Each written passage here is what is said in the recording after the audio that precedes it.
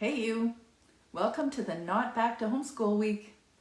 In my part of the world, kids go back to public school September 4th long weekend. I know that because it's actually my anniversary weekend. This anniversary weekend was super weird for me because I wasn't with my husband. I was with my two daughters in a major metro city center bringing my daughter to college, and it was a very emotional weekend, and it means that my upcoming homeschool year is a whole lot different than what it's looked in the past years. But I thought since this is about the time that a lot of people go back to homeschooling, I would talk about different Homeschool Mama Restart tips for you. Every year, everyone at this time of year is going to tell you to slowly go in to homeschool as they should, because we don't really need to race into something. We can choose to show up on the same day that public school kids go to school. There's no reason why we don't have to. We could do that, or we could do it on our own timeline at a different time. It doesn't really matter when we do it. It's just about, does it work for us? So before you start writing down some of the tips, I just want you to know that there's a PDF that you can download in the link in my bio, right at the very top, and it's called the Homeschool Mama Restart Tips. A lot of my tips today are going to revolve around a concept called deschooling, which really just means how to get our heads out of the mindset of creating school at home. And if you've done this homeschool thing long enough, you already know why. Deschooling has its value and it has its place, but I think it's sometimes a really loaded word that people often think, yeah, but how do I even do that? And that's a great question, because most of us have been schooled, and so we have a really hard time thinking about an education outside of a classic school sense. And even those of us 15 years in or more, I've lost track of the number, I have still got a mindset of how we approach homeschool, and it usually has something to do with how I was taught in school. So know that some of the tips here, lots of the tips that I have, are really about us focusing in a different direction in our homeschooling world so that it actually serves our kids and serves us, and certainly also to serve their education. So you can find that PDF, and it's called Homeschool Mama Restart Tips. But I'll tell you that at a base, I think one of the most important things that you can do is to start with fun.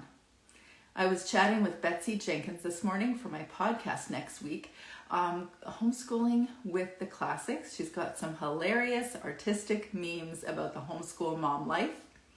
And she was saying that she started yesterday with cinnamon buns and art and composer study and all sorts of things that I absolutely love.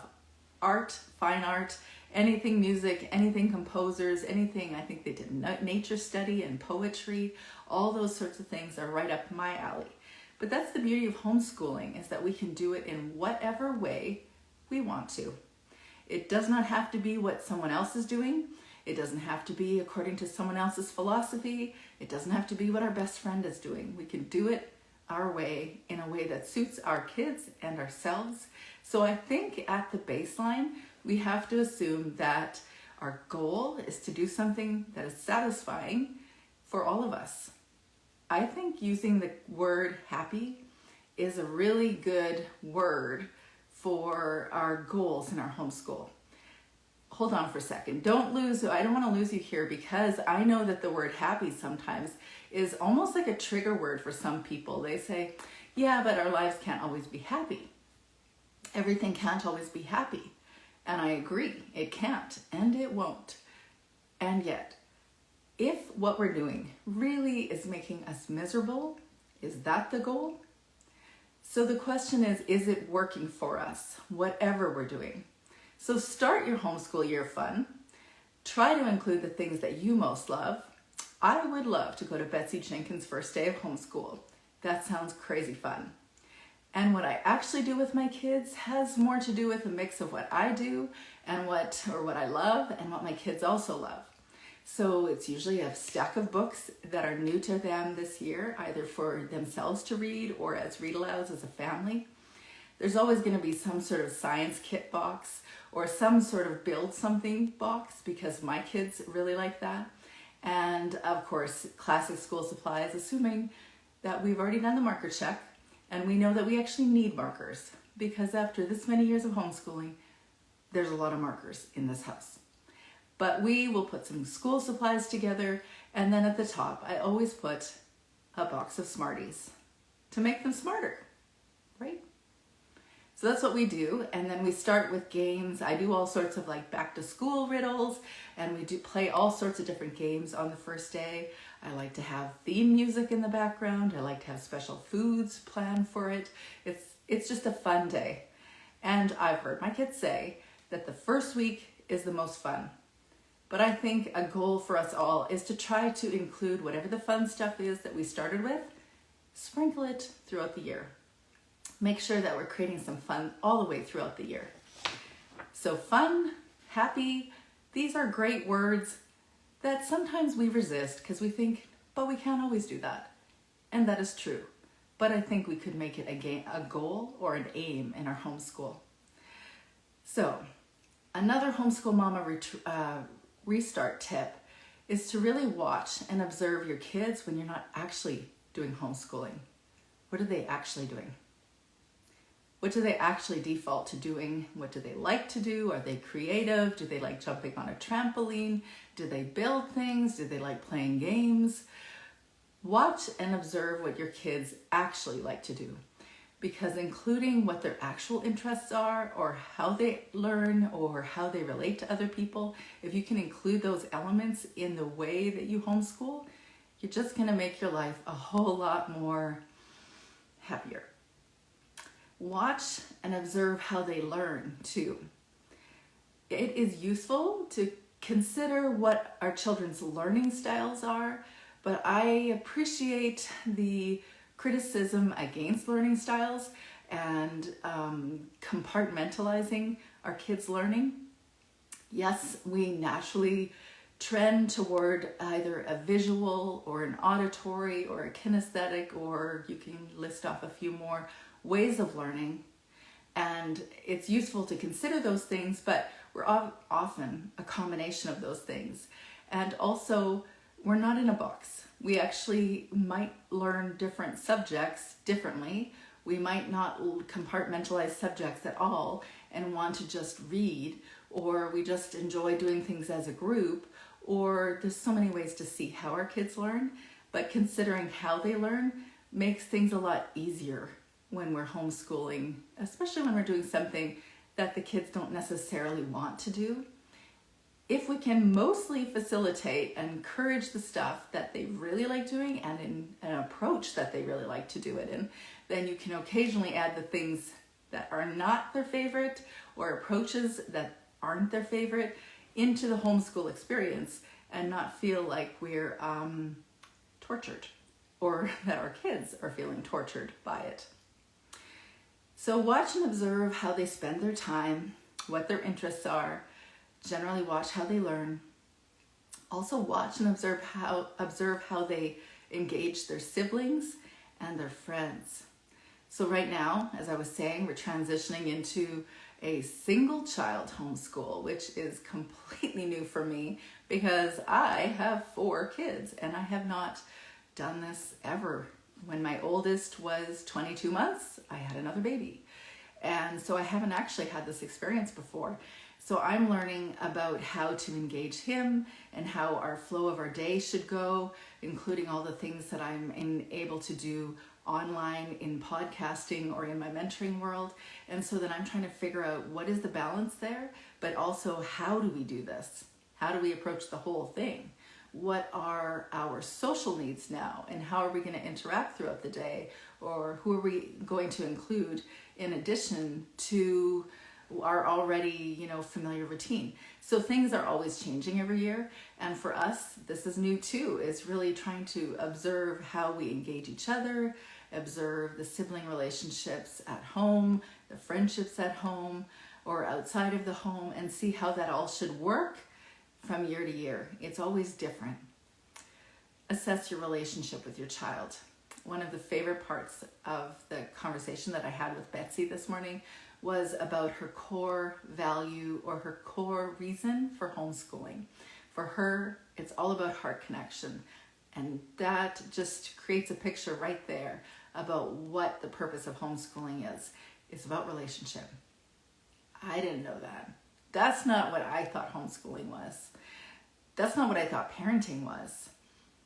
It was definitely on my radar, of course, but it wasn't what I thought is the basic, most important thing. But now I see what I hope that people are able to identify with their kids is that when they're in closer connection or in a fluid kind of relationship, acknowledging all the feelings that all of you are feeling, all the good, well, I shouldn't say good and bad, but all the comfortable and the uncomfortable feelings that we humans have, when we're acknowledging all of that, when we're honoring different people's experiences of life, we're very much able to maintain connection with all the important people in our family.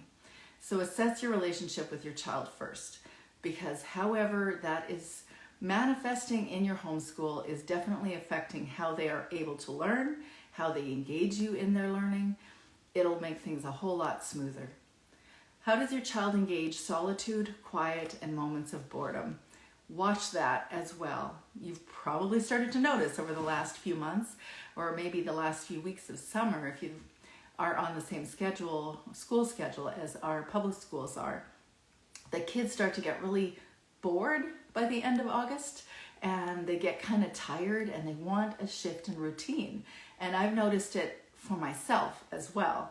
I feel like September is more New Year than the actual New Year because everything shifts. All of the routine, all of the approach to how we're engaging, just like really basic things, even meals. And we get new clothes and we get new backpacks and all the extra stuff that we go back to school shopping for. All of that changes in September. And it's really welcomed after the very last bit of summer. It feels like, okay, I think we need a shift in routine. But you get to watch, how do they engage boredom?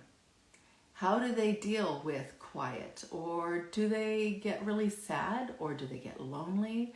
Do they get restless? Do they love it? Do they make Taylor Swift posters and stick them on their wall like my daughter did and actually enjoy the solitude? Every child is different, but it has an impact on the actual content of your homeschool days in how they engage their relationships and how they engage quiet. Oh, and my very last tip is about you. You need to plan for you. And in the same thought, your relationships, how you're taking care of your relationships, how you're taking care of your relationship with yourself, or how you're relating to yourself or engaging you, that is a huge impact on your homeschool. Because if I've learned anything all these years, and I'm still learning a lot, but if I've learned anything, it is that your relationship with you is the most important relationship. How you allow yourself to think thoughts, how you practice addressing the feelings that you feel, the uncomfortable ones and the comfortable ones, that has a very large impact on your homeschool. And it usually ties in with how we project our experience of life onto our kids and then respond or react in return. And there's a whole bunch of stuff that we can learn from as we're watching our own selves and observing ourselves, learning how we relate to other people, what's important or valuable to us. All of those things really create the atmosphere of our homeschools. And so you need to take care of you. You need to actually take care of your thoughts and have a plan for addressing the uncomfortable thoughts or the feelings that you have. And it doesn't mean that you're not going to have uncomfortable feelings. That's not a thing. We are humans that feel all sorts of feelings. And when we have uncomfortable feelings, we just simply need to have a plan to address those feelings. And actually, I have a PDF also right below the Homeschool Mama Restart tips. I have a PDF all about a thought care checklist that helps you use a tool to address your uncomfortable feelings. So you can access those in the link in my bio. And can I tell you that on September 30th, I am going to have the first Homeschool Mama book club that is designed to engage authors that we love and learn from the authors, hopefully in person. But probably Brene Brown will not be showing up for our first Homeschool Mama book club, but we're going to talk about the ways, the thoughts that that Brene Brown has, that how they actually influence our homeschools, so that we can show up in the way that we want to show up in our homeschools. And I'm really excited for that, because if you know anything about me and my story, you know that she's had a huge impact on how I see me and how I relate to me. So I'd love to share a little bit about that, and also have a chat with you about your experience of Brene Brown and how she's impacted you on how you show up in your homeschools. So that's September 30th. That's a Thursday, 4 p.m. Pacific Standard Time. And if you want to join us, the link is also in my bio. And the last thing I'll say is that in the next couple weeks, I'm going to offer the Homeschool Mama Fall Retreat, which will begin in October.